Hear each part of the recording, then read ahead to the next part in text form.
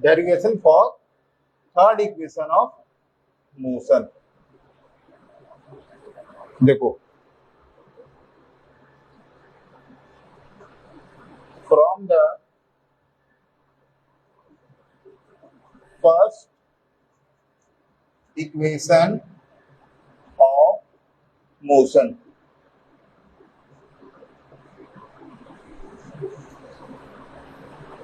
First equation of motion क्या था? v equal to u plus a t. अब क्या करो, v का साइड चेंज करो, सॉरी u का साइड चेंज करो, ये क्या हो जाएगा? v minus u equal to a t, और a को इसके नीचे ले जाओ, v minus u equal upon a equal to t।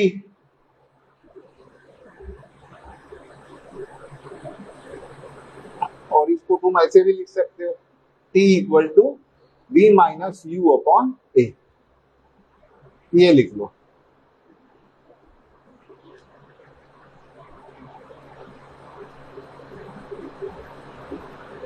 ये हो गया तुम्हारा इक्वेशन 1, t की वैल्यू आ गई। अब from second equation of motion, second equation of motion क्या है? s equal to u t plus half a t square. ठीक है, ये भी समझ में आ गया। अब क्या करो, t की वैल्यू इस इक्वेशन में डालो, put value of t equal to v minus u upon a in equation 2। Equation 2 में ये वैल्यू को डाल दो। इक्वेशन 2 में ये वैल्यू को डालोगे तो क्या होगा? एस यू, टी की जगह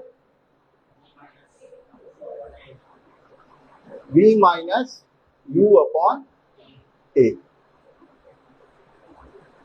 प्लस 1/2 a, और ये क्या हो जाएगा t की जगह?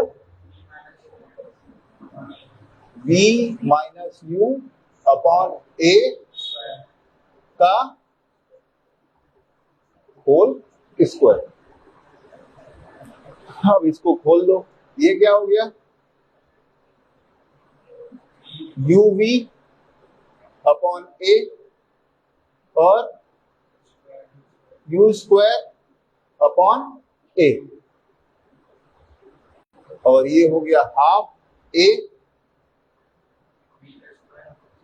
v का स्क्वायर प्लस u का स्क्वायर माइनस 2 बार v u डिवाइडेड बाय ये a का स्क्वायर। ठीक है, समझ में आया? यहाँ पे a square minus B square का फॉर्मूला लगाओ, तो a square B square 2 bar A B, और इसका भी स्क्वायर है, इसका भी स्क्वायर लिख दिए। अब ये ऊपर वाले a से नीचे वाला एक कैंसिल हो गया, a सिर्फ एक सिंगल a बचा, तो ये क्या हो जाएगा? u v upon a minus u square upon a plus 1/2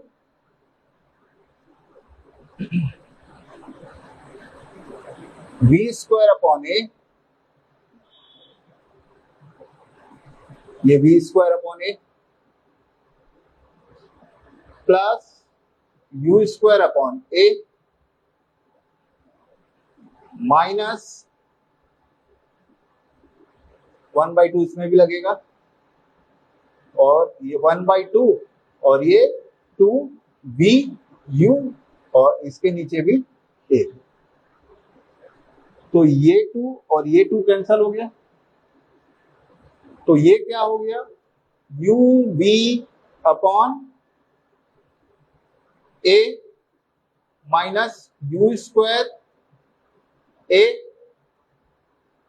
plus 1/2 v square upon a plus 1/2 u square upon a, और ये माइनस वी यू अपॉन ए।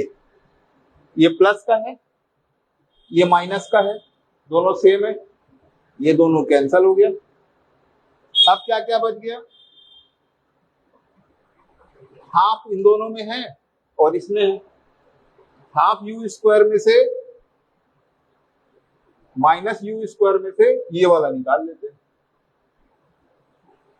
याद है, ये पूरा है ना, या सबसे पहले ए निकाल लो, तीनों में से 1/a निकल गया, तो ये क्या बच गया, minus U square plus V square upon 2 और प्लस यू स्क्वायर अपॉन 2। ठीक है,